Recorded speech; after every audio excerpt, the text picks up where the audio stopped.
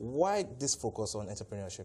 Well, right across the world and across the African continent, we know it's the SMEs, it's the African startups that are driving the economic development of this continent, yeah? So without entrepreneurs, without SMEs, who are going to create jobs? And who are going to generate wealth? It is the SMEs and it's the entrepreneurs. And that's why entrepreneurship matters across the African continent. So what can we look forward to this year? Amazing stuff, right? So this is our 4th year.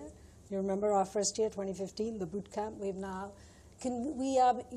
over the last 4 years been convening the largest gathering of not just African entrepreneurs, yeah, but also the African entrepreneurship ecosystem. And you know that African entrepreneurs thrive where there is an enabling environment. So for us, having the ecosystem participate and gather at a place where you already have 1,000 entrepreneurs every year is absolutely important.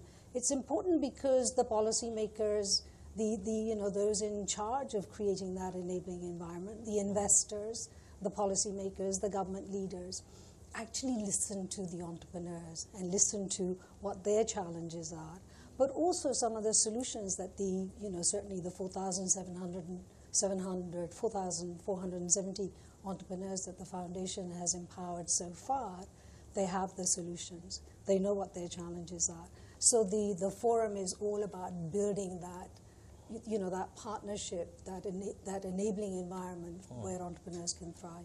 So I understand the digital platform is coming on board for African entrepreneurs. Yes. Tell me all about that. So, in 2015, we embarked on launching Africa's largest entrepreneurship program. And people said we were crazy. Yeah, how are you going to connect 54 African economies, 3 just colonial languages, French, Portuguese, and English? People said it was impossible to achieve, but we've shown that it's possible to achieve.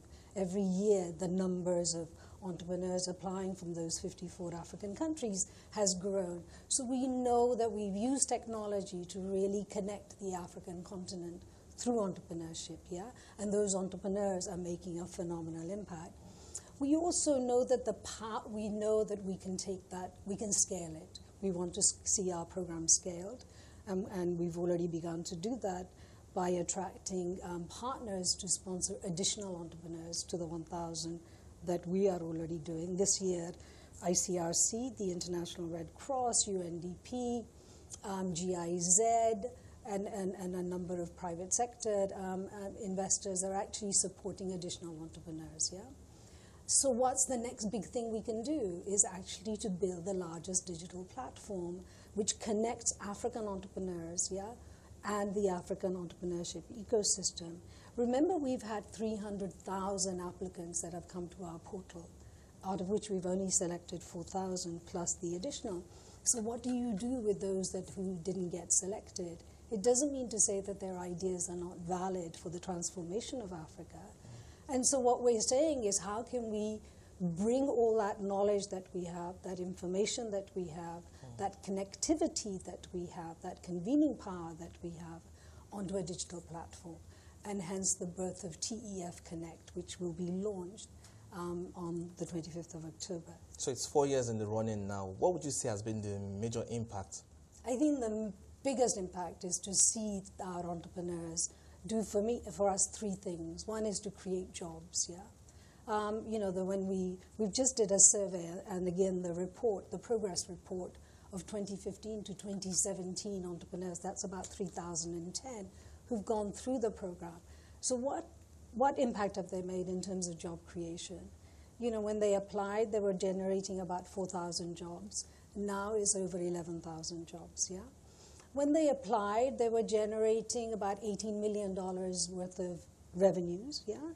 Now, just 3 years on, they're generating over $53 million, yeah?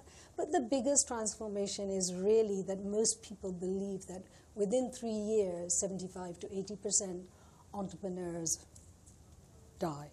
They don't. However, our research has shown that just the 1,472 that we've surveyed, 65% of them are fully operational, and another 30 are are near operational, yeah?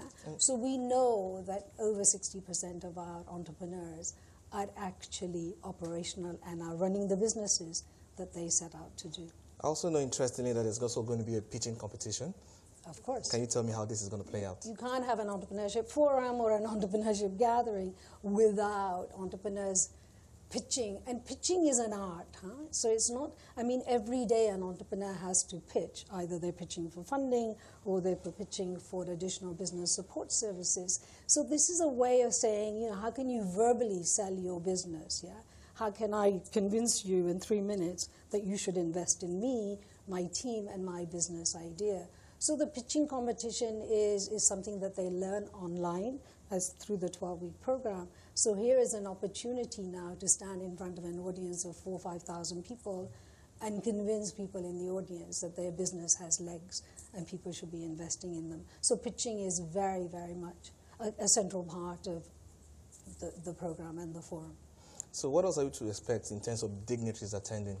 I think every year, you know, we want to engage political leaders, yeah, and so it's fantastic that the president of Ghana will be attending the forum so that he can see for himself just the extraordinary ingenuity of Africa's entrepreneurs, yeah.